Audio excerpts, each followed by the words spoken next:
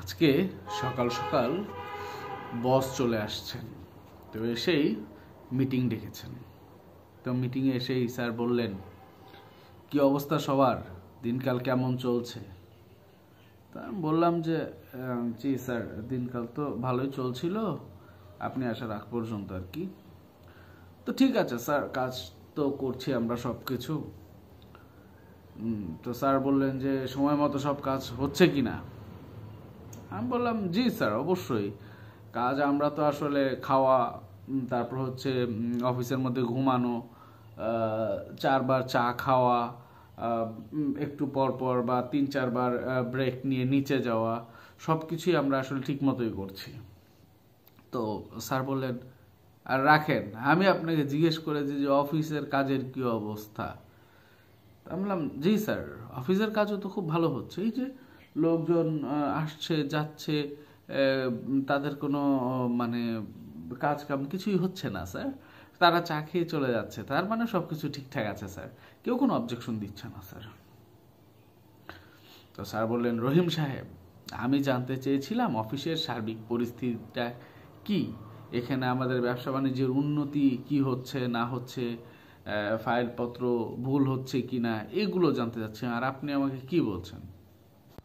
তো আমি বললাম, স্যার ফাইলপত্র নিয়ে আপনি কেন চিন্তা করবেন স্যার, ফাইলপত্র নিয়ে আপনার চিন্তা করার কিচ্ছু নেই, কারণ আমরা ওইটা নিয়ে কোনো চিন্তা করি না।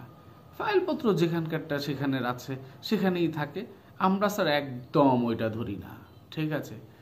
আবার কি ওটা নিয়ে কোনো সমস্যা সৃষ্টি হবে, তা হওয়ার কোনো মানে চান্সই নেই স্যার, আমরা কোনো ফাইলপত্র ধরি না।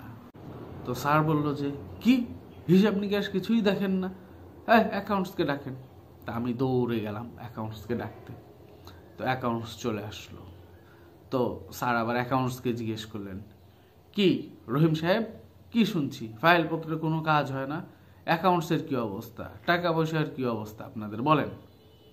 তো রহিম সাহেব বেশ সুন্দরভাবে বললেন, স্যার অ্যাকাউন্টস নিয়েও আপনার চিন্তাভাবনার কোনো কারণ নেই, অ্যাকাউন্টস একদম ক্লিন, কারণ আমাদের এখানে কোনো ধরনের লেনদেন হয়ও না, যায়ও না, আমরা প্রতি মাসে শুধু আপনার কাছ থেকে চেক নিয়ে এসে আমাদের সবার স্যালারিটা নিয়ে নেই, এছাড়া স্যার আর কারো কোনো লেনদেনের সমস্যা নেই। আর স্যার আমাদের বেতন এখন পর্যন্ত কারো বাকি নেই, সো কোনো সমস্যা নেই sir, everything is okay. Sir তো বললেন, বলছেন কি আপনারা, হ্যাঁ এভাবে এভাবে একটা অফিস, একটা কোম্পানি চলতে পারে নাকি? আমার কোম্পানি তো মানে লাটে উঠে যাবে 2 দিনের মধ্যেই।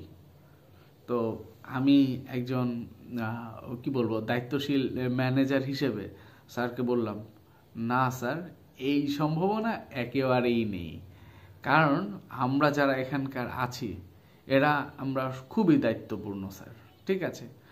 আর লাটে ওঠার তো কোনো সম্ভাবনা একেবারেই নেই স্যার, কারণ আমরা তো অলরেডি লাটের ওপরে উঠে আছি স্যার।